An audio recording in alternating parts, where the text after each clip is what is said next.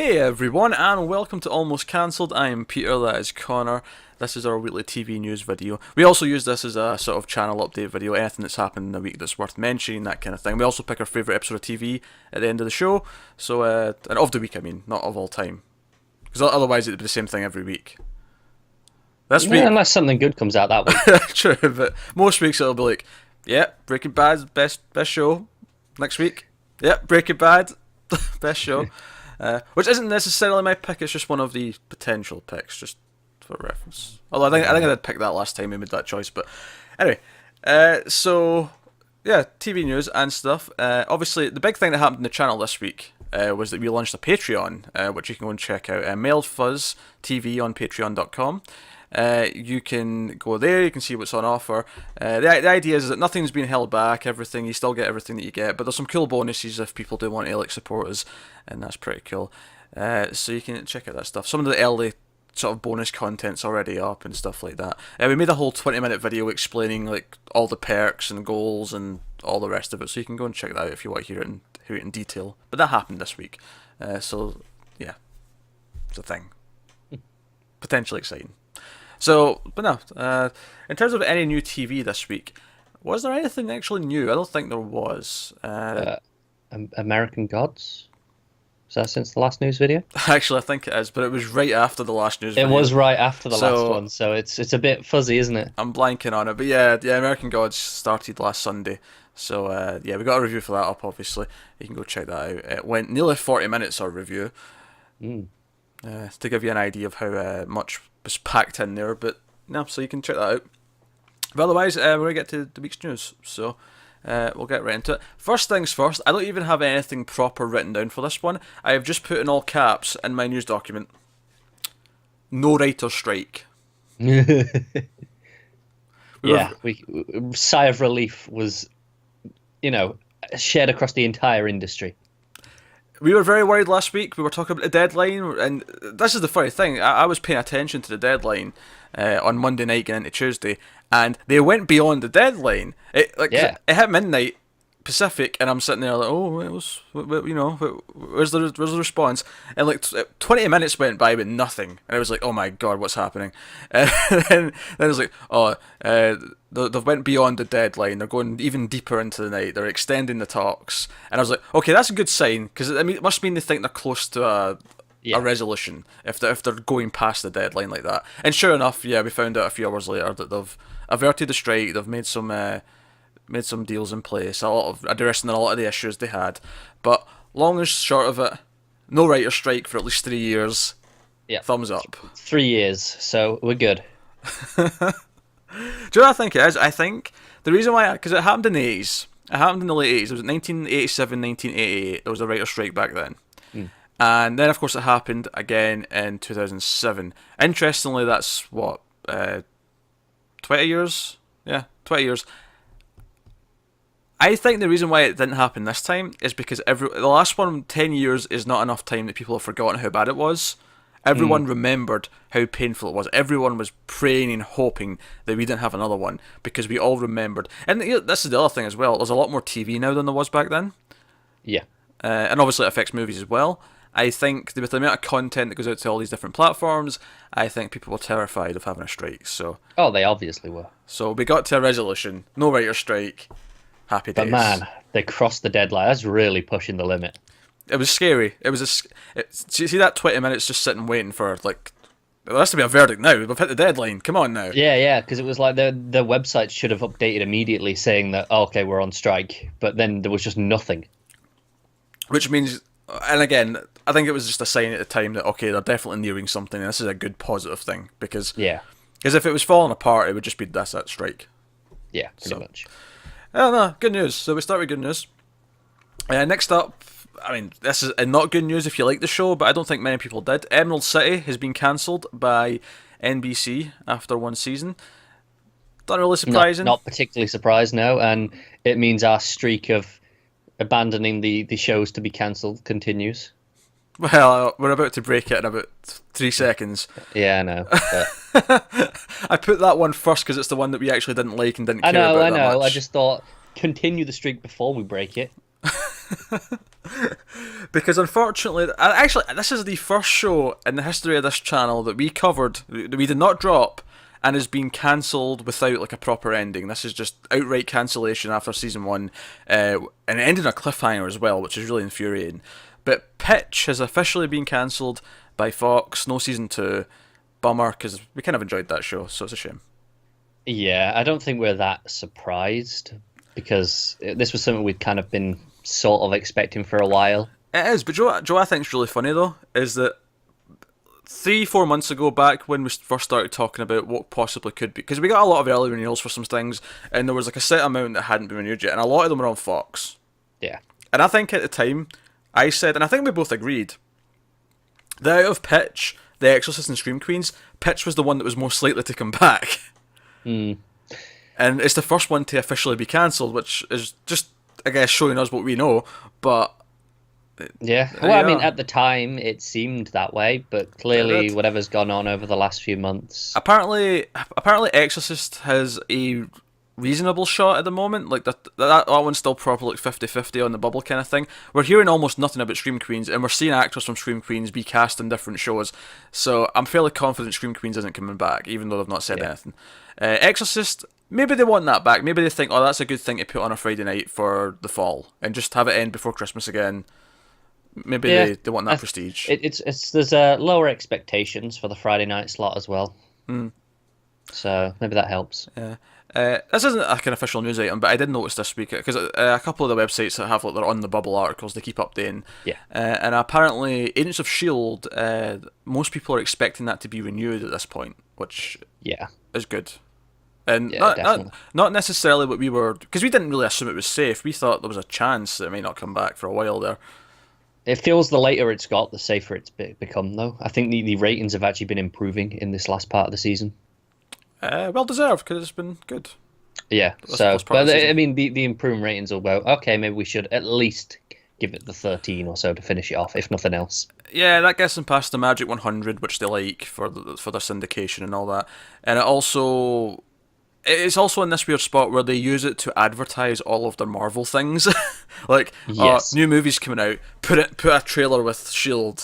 kind of thing. Yeah, like, it has the benefit of the synergy corporate stuff with because even beyond just the trailers and stuff, it actually ties into most of the movies in some way or another. Well, I really did not want it to end. I want a proper send-off for it, even if it is just one final 5th season of 13 episodes. Like, give it to me. I'm happy with it. I just hope that when it is going to end, they know it's the end, so that they can give us a proper ending. Oh, that's what I mean. That's exactly what I mean. Yeah, but even if it gets like, if we get a full 5th season, and then we're in this place again this time next year. Yeah.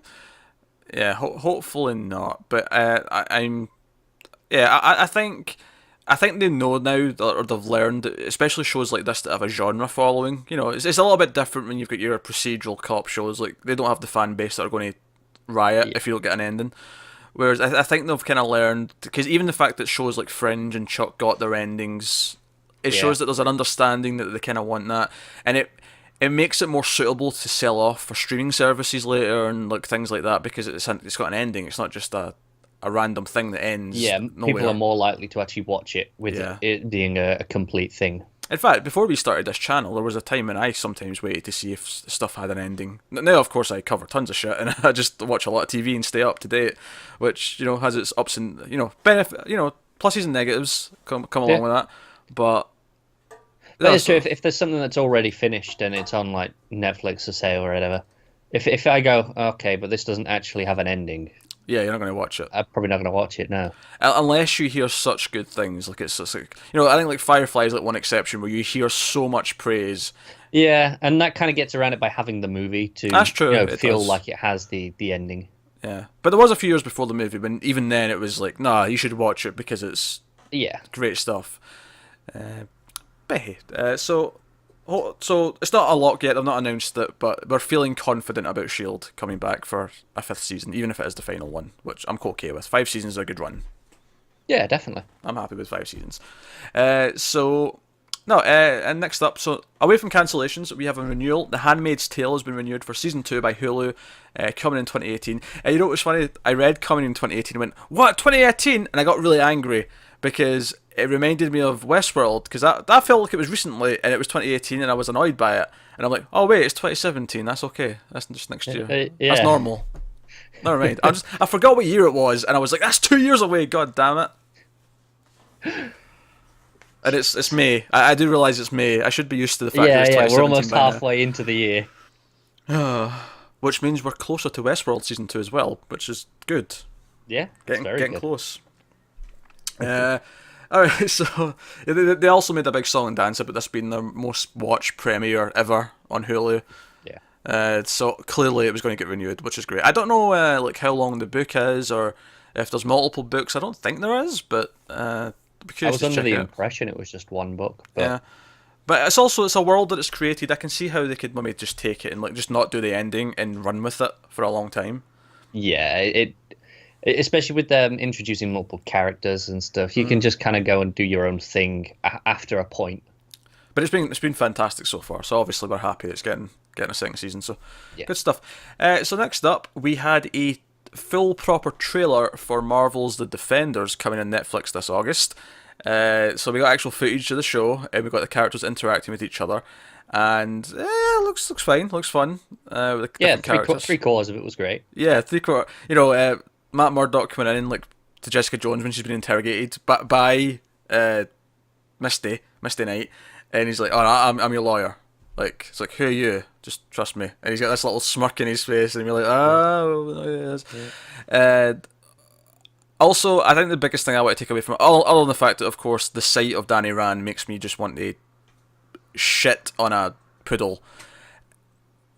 I don't know where I got that from. Yeah, I'm just wondering. Just go with it. Why that? I don't know, because poodles are so defenseless and it just seems cruel. But Danny Rand makes me want to be cruel. Fair enough. He turns good men evil, is what I'm saying. I'm not sure I can argue with that. Sound logic. But the real hype for me is that there's been, especially with Daredevil, there's been this big thing in these shows about hallway fights and how good they are. And the trailer, it's like they knew this making this trailer, because it ends with all four of them in one hallway fighting. Yeah. And it looks, obviously there's some glimpses of Elektra, who seems to be back from the dead, and there's other bits and pieces. And there's some Stick narration. Oh yeah, I wasn't fond of the Stick narration, I'll admit, because I don't like Stick as a character. Stick and Danny Rand might be the things that completely ruin this for me. But Sigourney Weaver hype, I'm game for that. Yeah. So she looks evil. Yeah. So that hallway fight at the end, it was just kind of funny, because like it was like Jessica did something cool, then Luke did something cool. Daredevil's in the back punching someone against the wall, and then Danny just comes in with this ridiculous over the top punch, and I'm just like, oh. Yeah, he does like a wall jump, doesn't he? Get rid of him. Like, stick with the other three. We don't need four. Four's too many. Yeah, and I think that might be the only time you've said that on a team thing ever. Three's company, four's a crowd. That's what was said. Also, I was digging the Come As You Are, which they used in the very first teaser when they just revealed the logo, had Come As You Are playing as well. Yeah. It's a nice remix of it. Yeah, it's good. I like it.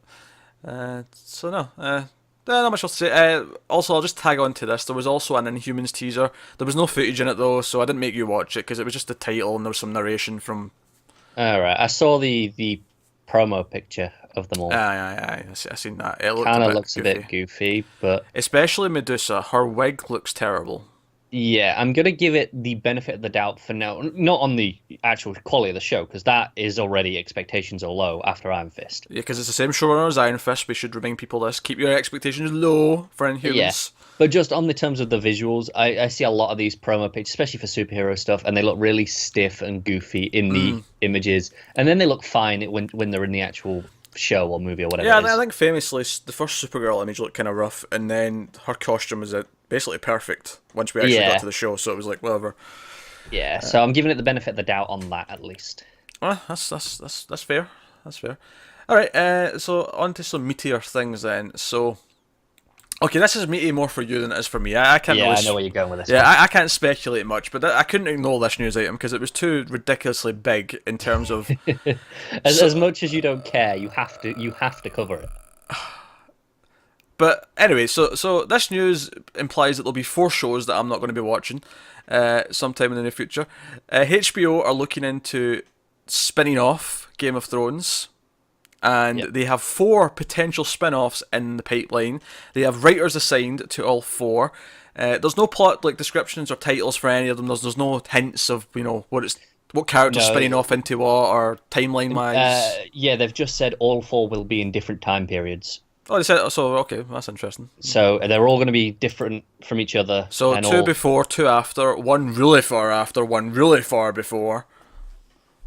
Yeah, I mean, the obvious one that most people have gone to is, Robert's Rebellion. It probably is. That's one of them at least, is kind of a guarantee, because that's the one that people have been expecting as a spin-off for a while. Admittedly, it means nothing to me when you say that. I have no idea what that is. You, But you saw the first season, right? yeah, but I barely remember. Yeah, you know at the this guy point. who was the king. Aye. Yeah, it's him and Ned when they were younger did a rebellion to get the throne. So it's that basically. All right. So were they young enough that they cast different actors? Yes. Right. Okay. I was just like, do you get Sean Bean back? Do you not? No.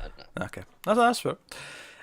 So yeah, they're working on all 4. They may not actually go through with all 4 though. They're all sort of in development. We could end up with like 2 getting greenlit, for example. One We could get none for all we know. we could get none. You could end up with all 4, which would be insane. If they actually greenlit all 4, they would basically have enough Game of Thrones content to have one show at all times throughout the year, pretty much. More or less, yeah. Because you'd have 10 of one, 10 of the other. It'd be 40 weeks a year. It's almost a whole year. Exactly. That's pretty solid. Some interesting writers that they've got tapped. I don't know if you've got the Yeah, I've got them names here. there. I've got them here with some pre-credits just to put some perspective onto it. First one is Max Borenstein, who wrote Kong Skull Island recently. And Godzilla as well, I believe. Oh, did he? They just give me the one. Yeah, I think he did both of them. Just the one from Variety. Jane Goldman, 2 actually co-wrote Kick-Ass as well as both Kingsman movies. So that And one's first interesting. X-Men First Class as well, I think. I think you're right, yeah. Brian Hegeland? What do you say his name is? Hegeland? he wrote Legend, apparently. And Carly Rae, who's worked on both Mad Men and The Leftovers. So that's a TV veteran right there. Yeah. It mentions that Goldman and Ray will each be working individually with George R. R. Martin. Although he's not credited as going to be a writer on any of them, he's going to be a executive producer on all of them, if potentially. But he's working closer with those 2 writers specifically, which makes me think that those 2 projects are tied more to the plot of the main show. Perhaps he does have a number of short stories and stuff that he's done in the past. Like there's like a prequel thing called The Hedge Knight. Oh, so okay. Well, I guess what I maybe mean those ones are just more directly related to his works. Yeah, but what I mean to say then, okay, if not the main story specifically, they're more directly related to something he's actually written. Yes. And therefore will have more of a say in it, which maybe implies the other 2 are the more extreme. Like maybe one's set like decades and decades after the events of the show, and it's like basically total fan fiction at that point, just on a big budget scale. Pretty much, yeah. But no, I'm definitely intrigued though, just to get some more details, see where they're going with it. It does feel like overkill. It feels. I mean, admittedly, I kind of hope they only pick up one. If it's more like, right, you 4, give me your best shot, and we'll go with the best one. yeah, sort of thing. I think that makes more sense. Because it's announcing that you've got 4 in development, it feels like, okay, 4's overkill. I think even big fans of Game of Thrones are like, 4? Because it's almost like me hearing Ridley Scott wants to do 4 more Alien movies. I'm like, 4, just make a good one first, and then we can go from there, alright? I don't want Vince Gilligan to give me 4 Breaking Bad spin-offs. I love Better Call Saul. He puts all his effort into it, and it's fantastic. That's all I need.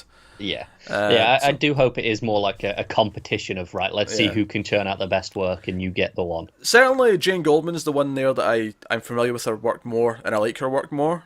But, I mean, ultimately, I don't like Game of Thrones, so I don't really care about this. Yeah, it also depends on the level of the spin-off, like how much does it rely on previous knowledge, because it might end up having a bit of a different feel and be more interesting to you. Here's a crazy one. Why don't they set one of them in present day? Right? And it's like Game of Thrones, but in like modern times. You have shit ideas. But so instead of dragons, it's like mechs, big mech things. You had to make it sci-fi, didn't you? Well, sci-fi's better, so yes. I'm not sure I agree with that. That's why you're on that side of the screen. Let's just make that clear. All right, so Game of Thrones spin-offs, which obviously I don't care about because I don't really like Game of Thrones. Yeah, but you're still gonna have to watch the first episode of anything they make.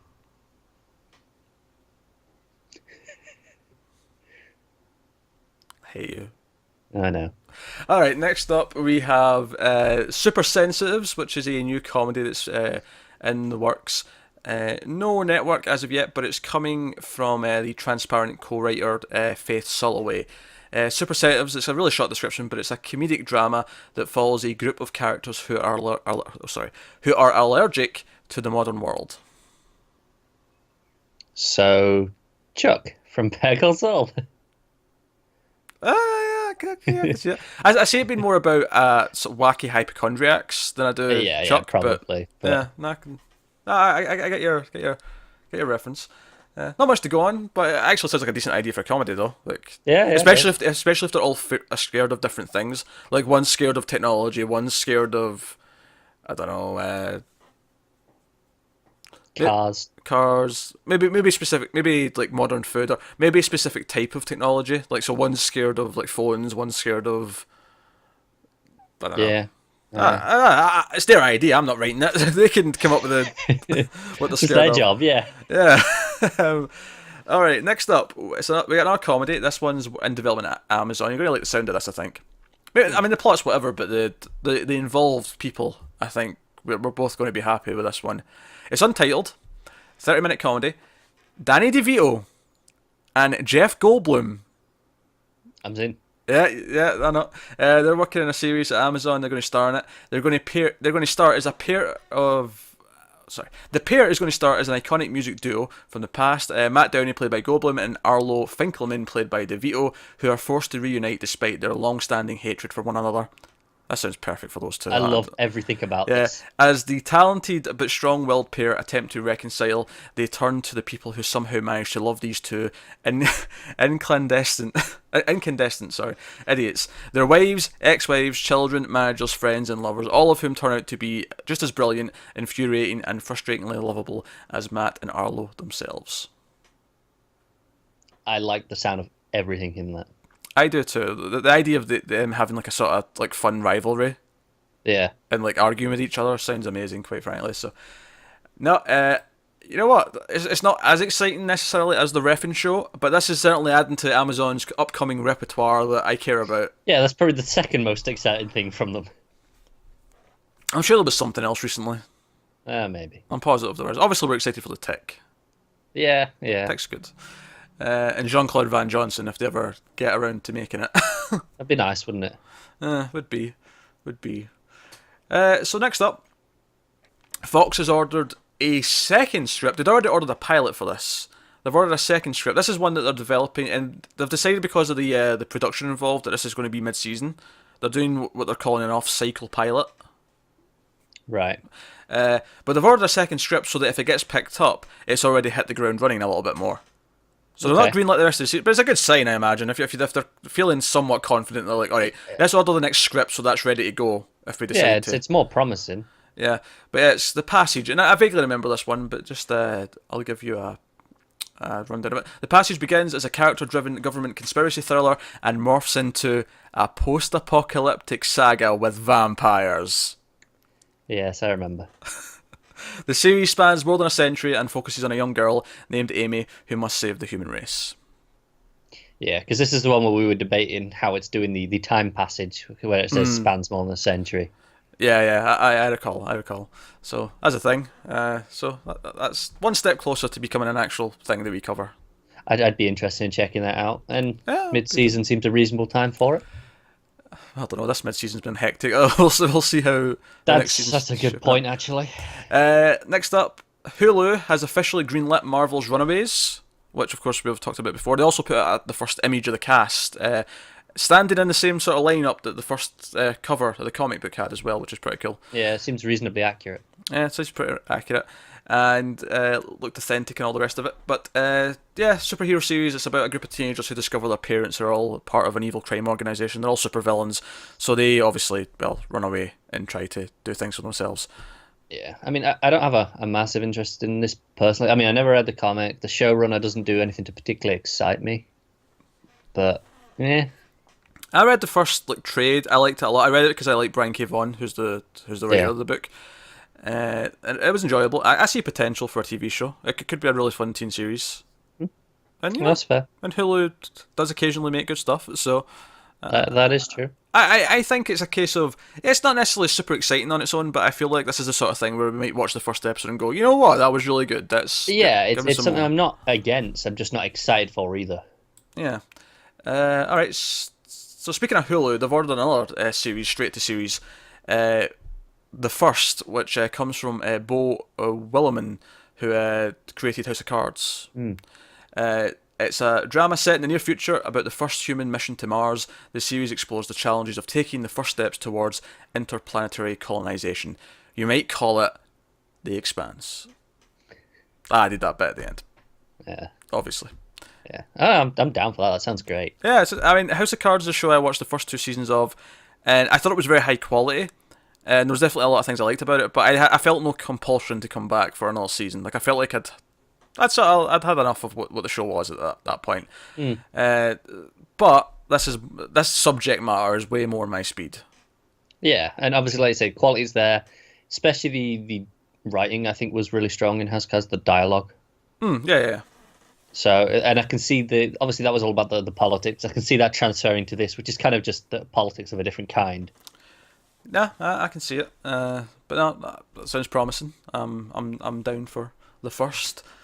Next up, TNT is putting into development a drama called The Collector, from Lucky co-creator Mark Cullen and Will Ferrell and Adam McKay's production company. So it's written by Cullen. The Collector is the redemptive journey of a man who has to work as an indentured collections expert for an agency specialising in gambling debts in order to pay off his own debts. It will look at addiction, corporate greed, flawed social interactions, and the existential drive for human connection through the prism of gambling. That was they really wanted to make that paragraph sound fancy, so they phrased it in a really weird way, but Yeah, there you go. Sounds fine. It doesn't particularly excite me, but Yeah, it sounds like, this could be a good drama. yeah, Nothing really to get me pumped about, but it's decent enough. Alright, that's cool. Next up, drama-wise, we have Paramount Network, which of course is what Spike TV is going to become starting next year. yeah. You need to keep reminding me that because I forget every time you say Paramount Network. I'm like, what's that? Well, luckily I just did. I'm just saying, just make sure you keep doing that for a while. But so they've ordered their first series, their first drama series. They ordered a mini. We talked about an event series. We talked about that last week or maybe 2 weeks ago. But their first proper season of something. It's called Yellowstone, and it's coming from writer Taylor Sheridan, who's going to write and executive produce. He's also going to direct it as well, apparently. It is the first scripted series from this new sort of branding of this network. Yellowstone tells the story of the fictional Dutton family, which owns the largest contiguous ranch in the United States, a piece of property that borders Yellowstone National Park and puts the family in constant conflict with a wide range of rivals. It's going to be 10 episodes, and it's going to premiere summer 2018. Taylor Sheridan, I know his name. I'm just thinking, what's he done? That's more than I know of him. Give me a sec. I definitely know his name, and it was something interesting. I remember thinking, I enjoyed that. Something interesting. He wrote Hell or High Water. Oh, right. Oh, okay. I went from being, this sounds like it could be good, to, well, it's probably going to be good. Yeah, that's what I was thinking. That's fair enough. Yeah. So, some quality involved, which is more than I can say for a lot of Spike TV. I wonder, well, clearly that's a big part of the rebranding, though, is they want to try and get some credit. Get away from that, yeah. They want to go into this original content and think, people just might assume because it's Spike TV that it's going to be this. So, yeah, I get it. Interestingly, though, we'll see how he directs things, but certainly from a writing point of view, the writing in that movie was really good, so. Yeah, definitely. So, curious. Yellowstone. There you go. Alright, next up, NBC has ordered 2 series for next season. So we're starting to get the series orders. Oh god, we haven't even got all the pickups yet from the May stuff. Oh, we get them kind of mixed in at this point. I think every year. I know. Just I feel like more stuff. Well, first up we have Forgotten Country. which revolves around an elite team of military operatives who use an advanced surveillance techniques to help execute dangerous missions around the world to save innocent people from harm. I found it really difficult not to start just snoring in the middle of that description. Yeah, I was nodding off as you just. Yeah, I know. I think you could tell I was just losing interest as I was reading that there. Yeah. Alright, let's move on. No one cares about that. At least not in this show. And the other series that they've greenlit, NBC, called Rise. And it's executive produced by Jason Katims, or Katims, I imagine. Centers on a dedicated teacher played by Josh Radnor, who takes over a flagging theatrical program at a school in a working class city. I feel like this had a different title before. Either it had a different title, or this is a very similar show to something else, because the other one might be more of a music-based thing. It definitely sounds familiar. Because I'm sure there's at least, if it wasn't this, there was definitely one that was about like someone, like an inner city, like singing, like group or class, and they were going to build it up. Yeah, I remember that. Yeah, I don't think it was called Rise though. No, that name doesn't sound familiar at all. Interesting. But there we go. All right, and then kind of last up. I say kind of because there's like multiple parts to it. BBC have ordered a bunch of things coming up. Some of which more interesting. I ignored a couple of things that felt really outside of our typical wheelhouse, but some interesting things that I think are worth mentioning. First up, they're doing a 3-part series of War of the Worlds. I'm down for that. Yeah, producers of Victoria are working on it. Of course, it's based on the H.G. Wells book. And that's all we've got, really. There was no... Obviously, if you wanted to get the plot of War of the Worlds, you can go check it out.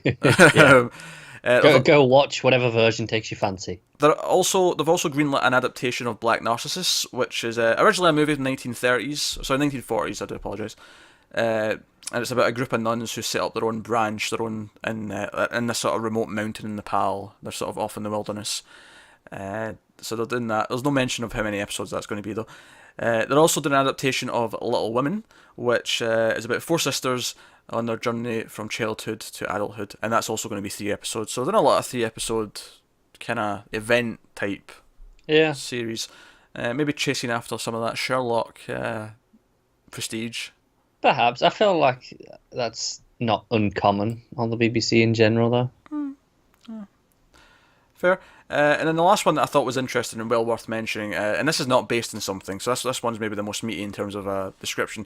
They've greenlit. This is actually a co-production. This is BBC and Netflix that are making this. And it's called, and I might mispronounce this until I hear it pronounced. I'm not sure if this is right. Giri/Haji, which is a different language. It's Japanese. Translates, however, to duty/shame. But there's a reason why it's in Japanese, though. I'll explain in a second. But yeah, it's from the creator of Humans, which is the Channel 4 and AMC show. So you get a bit of cred there behind the camera.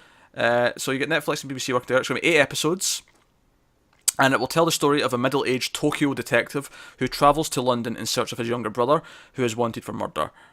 The show's been described as a sort of Lost in Translation in reverse. I think that sounds quite good, honestly. Yeah, I'm intrigued. Yeah. I mentioned the others because obviously I think War of the Worlds is definitely something we'd want to give a try, at least, if not the others. But that one sounded quite interesting. There was a bunch of other things that were really like far and away from anything we talk about, but those were the ones that I picked out as being kind of notable. But there you go. That's the week's news. I did see a little something that you haven't got here. Oh, go on, hit me.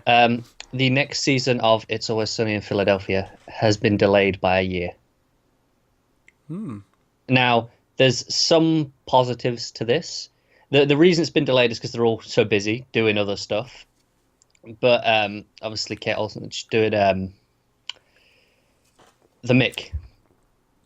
Took you long enough.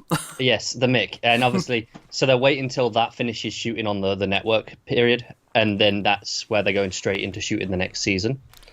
The benefit to this is, obviously, one of them was looking at leaving. I think we mentioned this on the news. Yeah, we talked about it, yeah. Yeah. But he's got a network pilot coming up, which was one of the reasons that he might not be coming back. So if they're waiting until after the network season anyway, then that should free him up nicely. Fair enough. That's good. And also, Danny DeVito's now got an Amazon show that he's working on, so he's busy too. But that's fair enough. I think they're all busy actually, because obviously Mac's off directing something now. He's also guesting on Fargo for an episode. I laughed because obviously in our review we refer to him as just Officer Mac, and I was just browsing the Reddit of Fargo earlier today, just casually, and they're all just consistently referring to him as Officer Mac. That's it. It's just nice to see that's a thing. Why would you call him anything else, really? I mean, it's just who he is. All right. Well, we're going to pick our favourite episode of TV from the week. I have a feeling I know what Connor's going to pick, but I'll ask him anyway. You probably do. Connor, what was your favourite episode of TV from the past week? It is American Gods. Of course it is. I'll tell you what, I really enjoyed the episode. I loved it a lot. And it's the first time in a long time where I want to watch the episode again before I watch episode 2. Oh my. Yeah. Oh my. What am I picking? It's a good week, to be fair. A lot of good stuff you could go with. It's a good week. It's between Saul and Handmaid's Tale, I think. That's fair. I'm not sure what I want to go with though. I think Saul had some great, as it usually does, tense stuff, and then Handmaid's Tale. This is tough. It is. It is very tough. I'm going to give the edge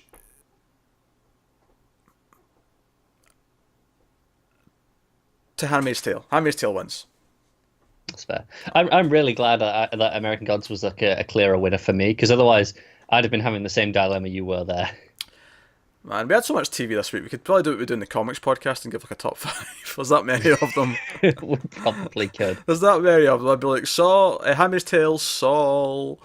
You got Fargo, American Gods, and you got Shield. Shield's very good. iZombie, enjoyable. Flash had a weird episode. But there you go. Riverdale had a pretty good episode, to be fair to it. Riverdale had a decent episode. So there you go. That's our favourites of the week. As far as what's coming next week, there is nothing new. There's just everything again. Our extremely busy week is repeating again next week. So we can have fun with that. There is a light at the end of the tunnel though, because Riverdale has its finale next week, and then so we lose that, and then the following week Shield has its finale, then we lose that, and then all the CW DC shows all have their finales the week after that. So by the end of May, we're back to being able to breathe with the number of shows. We just got to get through May, which has kind of become one of the most dreaded months of the year somehow. It's up there with September, October. 3 weeks. Three more weeks of this packed schedule. And thanks for bearing with us. You may have noticed a couple of things were a bit later than usual this week. Yeah. That'll probably kind of be similar next week. Not as bad though. One of the main reasons was scheduling with other stuff outside of recording that kind of pushed a couple of things back. That shouldn't be as bad this week, but bear with us. Obviously things always go up eventually. We get them out as quickly as we can. But yeah, so that was the thing. So I'm just going to say, obviously, we got a lot of comments on our Dear White People review asking us to do more. We should mention this, yeah. Yeah, and we decided that we will when it quietens down a bit. Obviously, you can see how busy we are right now, but we're looking at June. When things quieten down, we'll probably work through the rest of the season then. Yeah, that was we reviewed the first episode when it went up. Was that last week or 2 weeks ago? 2 weeks ago, I think. I think it was 2 weeks ago now.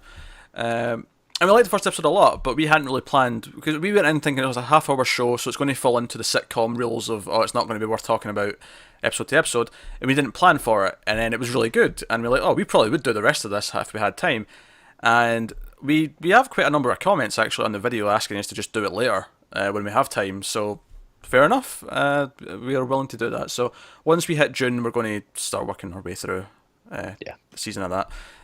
So there you go, so that's cool. But yeah, that brings an end to the news video. As we mentioned at the start, and typically this is where I'll put the Patreon plug, so you don't have to sit through at the start every time. It's just because it's launched this week. But we are on Patreon, patreon.com/MailFuzzTV. If you want to support the channel, help us out, and get some cool bonuses, head over there and have a look at what's on offer. You get a couple of things early, like the already cancelled of Star Trek and the 1.21 in Flux movie episodes. You get those early, and you get some bonus bits and pieces elsewhere as well. So check that out. Get us on Twitter at mailed_fuzz for channel updates. Individual Twitters are on the screen. Like, subscribe, all that stuff. Let us know what you thought of any of this news in the comments below. And that's about it. So thanks once again for watching. Have you got any vanilla?